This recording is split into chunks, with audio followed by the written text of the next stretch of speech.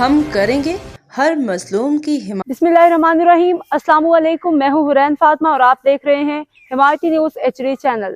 نظر ڈالتے ہیں آج کی اہم خبروں پر۔ روزنامہ حمایتی رپورٹ غلام مصطفیٰ جت۔ سندھی ثقافتی دن پیپلز پارٹی سندھ کے سینئر رہنما سردار عزیز داؤد جت کی جانب سے دلی مبارکباد۔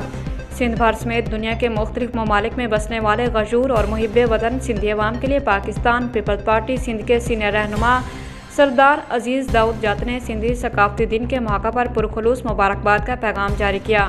سردار عزیز داؤد جت نے اپنی خصوصی بیان میں کہا کہ سندھ کی صدیوں پرانی تہذیب ہماری پہچان ہے۔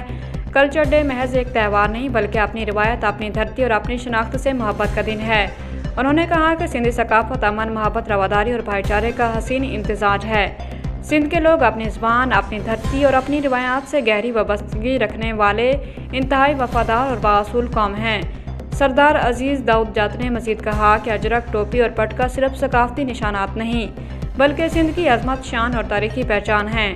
انہوں نے کہا کہ سندھ اپنی مہمان نوازی، انسان دوستی اور وسیع دل ثقافت کے باعث ہمیشہ دنیا میں نمایاں رہا ہے۔